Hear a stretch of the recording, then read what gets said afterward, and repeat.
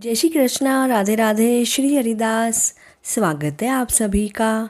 आज हम निर्जला एकादशी के पारण में सुनी जाने वाली माता तुलसी की कथा का श्रवण करेंगे। एकादशी के पारण के दिन तुलसी माता की कथा सुनने से एकादशी व्रत के पूर्ण फल की प्राप्ति होती है। एकादशी के दिन हम तुलसी जी में जल अर्पित नहीं करते, क्योंकि माता तुलसी भी एकादशी का निर्जल व्रत करती है।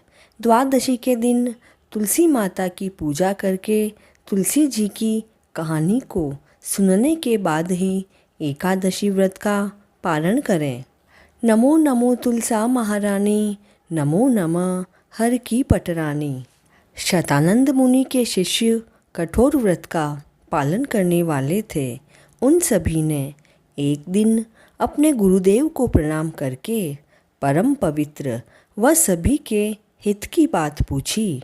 शिष्यों ने कहा, हे गुरुदेव, ब्रह्मवेताओं में श्रेष्ठ आपने पूर्व काल में ब्रह्मा जी के मुख से तुलसी जी की जिस कथा को सुना था, उसी पावन कथा को हम सभी श्रवण करना चाहते हैं। तब शतानंद मुनि ने कहा, हे विप्रों, तुलसी जी का नाम लेने मात्र से ही असुरों का दर्प खत्म करने वाले भगवान विष्णु प्रसन्न हो जाते हैं।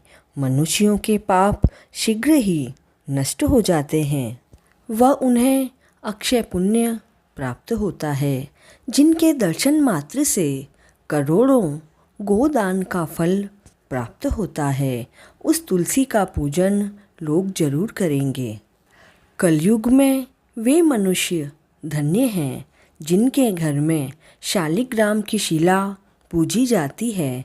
वह तुलसी का पौधा हरा भरा होकर लहलाता है।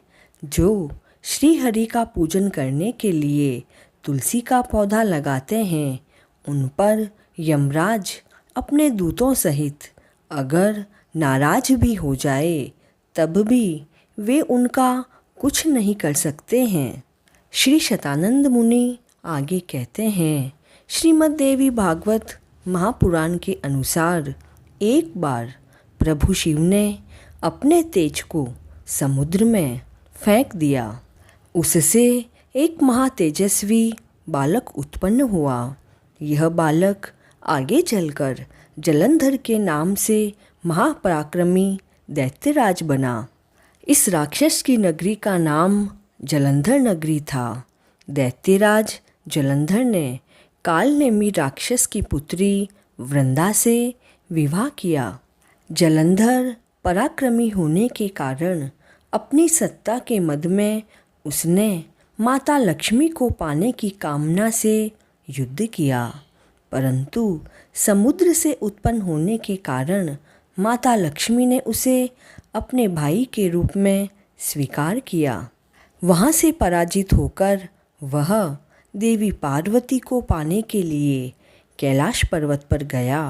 भगवान शंकर का रूप धारण करके माता पार्वती के पास पहुँचा, किंतु माता पार्वती ने अपने योग बल से उसे तुरंत ही पहचान लिया और वहाँ से अंतर्ध्यान हो गई। देवी पार्वती ने क्रोधित होकर सारा वृत्तांत भगवान विष्णु को सुनाया। जलंधर की पत्नी वृंदा बहुत ही प्रतिव्रता स्त्री थी। उसके पतिव्रत धर्म की शक्ति के कारण ना तो जलंधर मारा जाता और ना ही पराजित होता था। इसलिए जलंधर का नाश करने के लिए वृंदा के पतिव्रत धर्म को भंग करना आवश्यक था।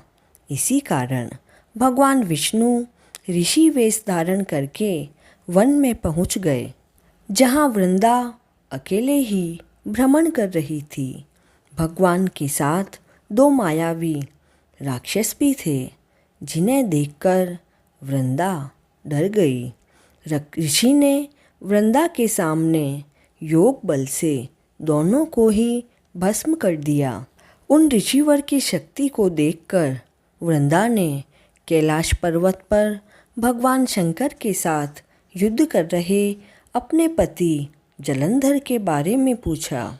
ऋषि ने अपने माया जाल से 2 वानर प्रकट किए। एक वानर के हाथ में जलंधर का सिर था तथा दूसरे के हाथ में धड़ था।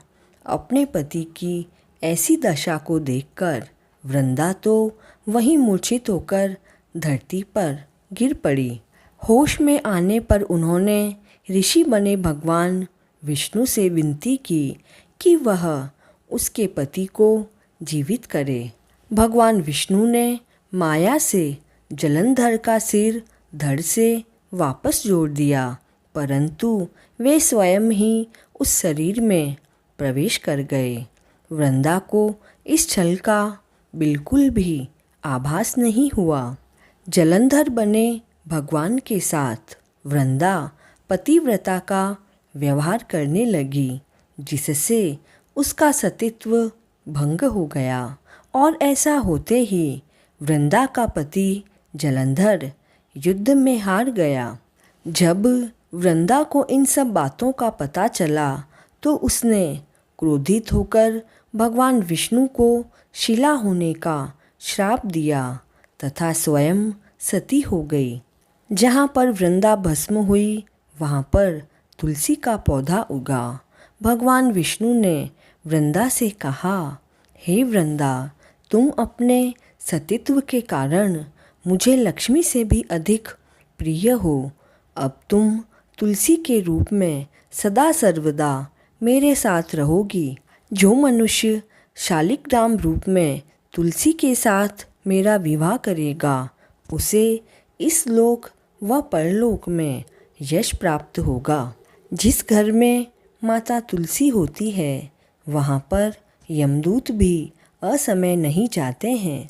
माँ गंगा व नर्मदा नदी के जल में स्नान तथा तुलसी का पूजन बराबर माना जाता है।